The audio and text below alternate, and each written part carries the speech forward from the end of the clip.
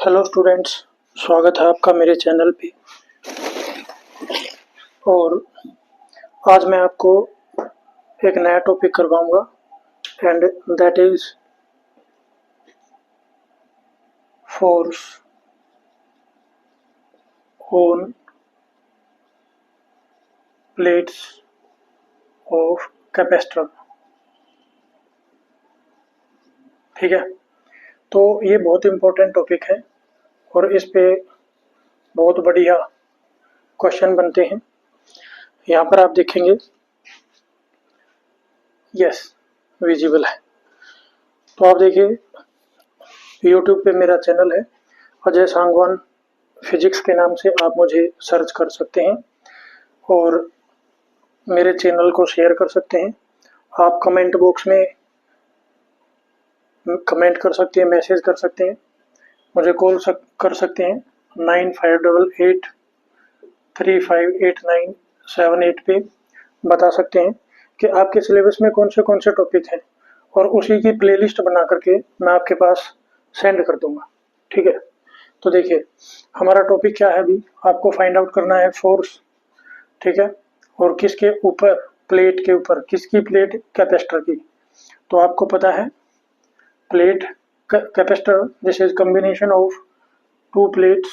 It is used to store charge or electrical energy that is given by, ये सारी चीजें हम पहले कर चुके हैं। Area of the plates that is A, gap between the plates that is D, and this gap is filled by air। तो air core है। यहाँ पे आप डाइलेक्ट्रिक मटेरियल भी फिल कर सकते हैं पूरे में, कोई डाइलेक्ट्रिक स्लैब भी इंसर्ट कर सकते हैं, कंडक्टर भी आप इसके अंदर कंडक्टिंग स्लैब भी इंसर्ट कर सकते हैं। सभी केसेज में आपका कैपेसिटेंस बढ़ता है और कैपेसिटेंस का रिलेशन आपका epsilon naught A by D है। This is for the air and for any medium, any dielectric medium which is filled thoroughly, this will be epsilon M A by D, so it will be K times of C naught epsilon M, this is K time of epsilon naught. ऐसा आप पढ़ चुके हैं। तो यहाँ पर आपको क्योंकि फोर्स फाइंड आउट करना है and the force this is given by 2 into Q into E. तो आपको चार्ज पता होना चाहिए और ये पता होना चाहिए जो प्लेट रखी है वो किस इलेक्ट्रिक फील्ड में, कितने इलेक्ट्रिक फील्ड में रखी है। तो यहाँ पे मेरे पास दो प्लेट है। तो जो पॉजिटिव प्लेट है उसकी वजह से जो इलेक्ट्रिक फील्ड है, अब मान लो आप किसी भी प्लेट के ऊपर फोर्स फाइंड आउट कर सकते हैं।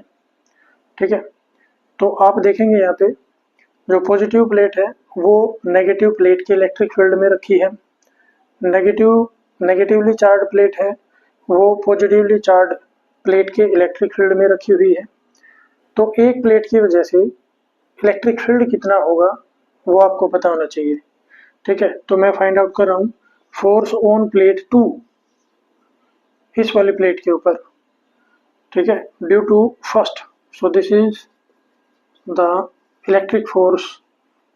ठीक है, on second plate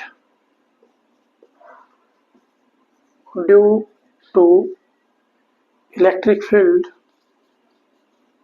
due to electric field of first plate. ठीक है, तो यहाँ पे इसके ऊपर फोर्स कितना लग रहा है और किधर लग रहा है वो आपको देखना पड़ेगा। तो दोनों अपोजिटली चार्ज प्लेट हैं, तो इस प्लेट के ऊपर फोर्स इधर लगेगा और इस वाली प्लेट के ऊपर फोर्स उधर लगेगा। सो नो डाउट यहाँ पे जो नेचर ऑफ फोर्स है दैट विल बी अट्रैक्टिव। ये आपका जो फोर्स है वो अट्रैक्टिव होगा। And F21 this will be equal to charge on negative plate. तो नेगेटिव प्लेट पे चार्ज है आपका -q, okay, and -q this is minus sigma into A. ठीक है, this is the charge on the plate. So charge on the negative plate, let this is q negative. Positive plate पे जो charge है that is q plus and this is plus sigma ए।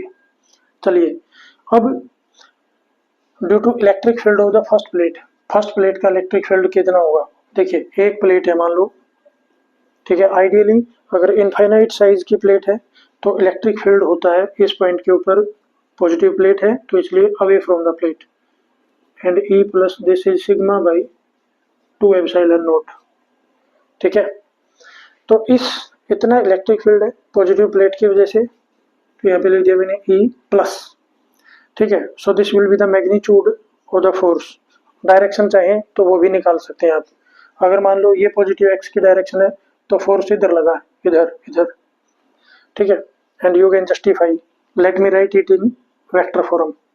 तो यहाँ पर electric field रखेंगे आप, तो value रखते हैं, this will B Q minus, ठीक है, नेगेटिव प्लेट के ऊपर चार्ज है आपका माइनस सिग्मा इंटू ए, ये देखिए, and E plus positive plate की वजह से इधर जो राइट हैंड साइड में जितने भी पॉइंट्स हैं उनके ऊपर इलेक्ट्रिक फील्ड होगा इधर, away from the positive plate, and this direction is, late this is x cap, x axis के along.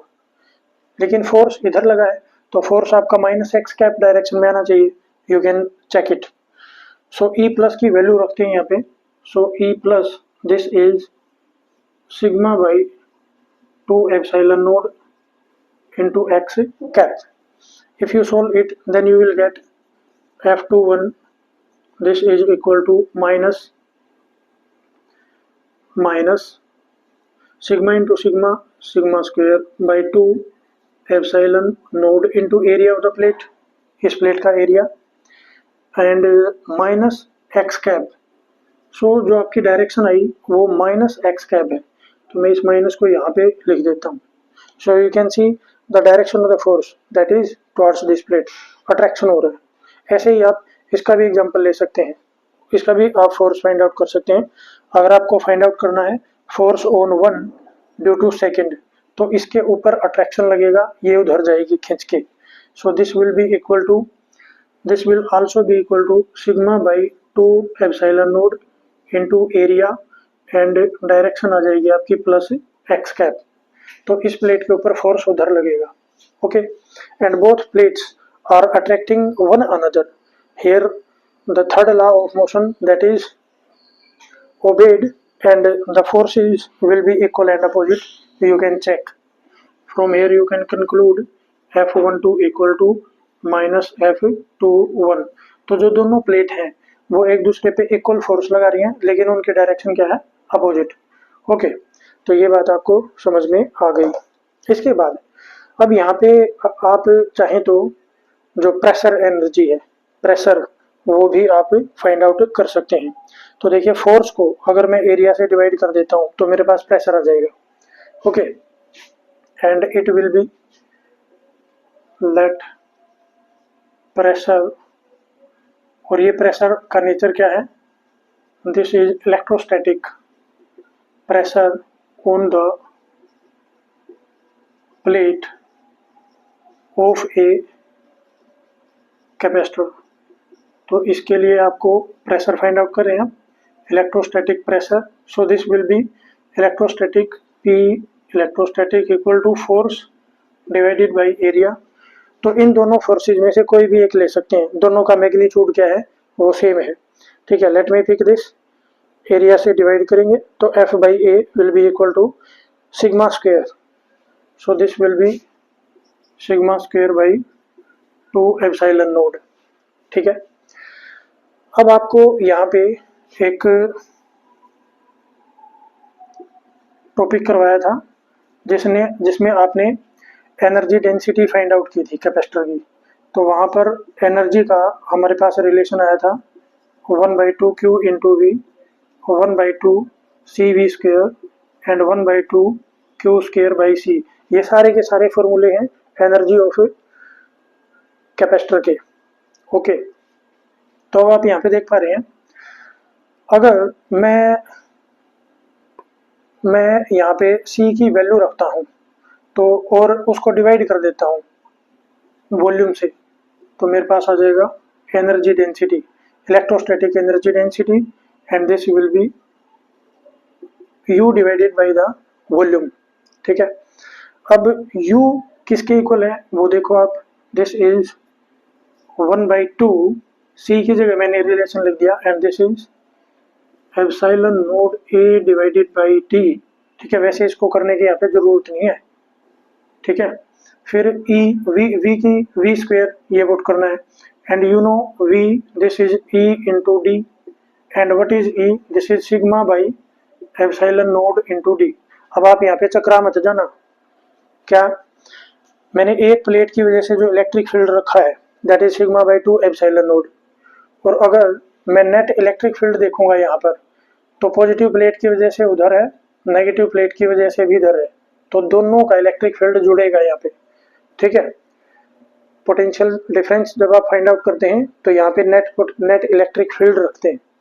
Net electric field is sum of the electric field due to positive plate and negative plate, और वो दोनों का ही same direction में होता है, magnitude same होता है और डायरेक्शन भी आपकी सेम होती है।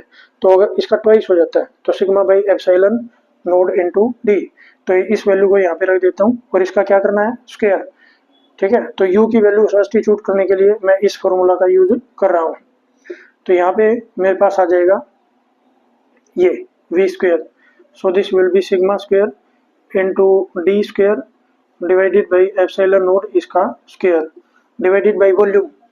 अब देखिए जो प्लेट है उसका एरिया ए है और ये जो गैप है ये आपका डी है, तो volume of the capacitor this is A into D. तो इस सारे माजरे को सोल्व करेंगे तो आपके पास electrostatic potential energy will come out to be sigma square by 2 epsilon node, ठीक है। तो देखिए यहाँ पे जो प्रेशर एनर्जी है electrostatic pressure that comes out to be equal to this, यहाँ पर भी रिजल्ट आपका वही है, ठीक है। और ये जो एनर्जी डेंसिटी है ये भी आपका सेम है, तो यहाँ पे आपका कंक्लूजन क्या है, conclusion is electrostatic pressure is equal to electrostatic energy density, ठीक है। So electrostatic pressure that is equal to U E, this is equal to sigma square by 2 epsilon nought. ये है स्क्रीन में, देख लेते हैं एक बारी। ओ गॉड पंगा हो गया। So this is this relation. Okay, I think this is visible now. Okay, so this is the end of the lecture. If you find my lecture informative, stay tuned with me. मेरे से जुड़े रहें and keep on sharing. मुझे बताते रहें, guide करते रहें। आपके सिलेबस में जो कुछ भी मैटर है या आप किसी कम्पिटिटिव एग्जाम की तैयारी कर रहे हैं तो भी आप मुझे बता दें। जो टॉपिक आपको कहीं और से समझ में नहीं आ रहा मुझे बताएं, मैं कोशिश करूंगा आपको समझाने की।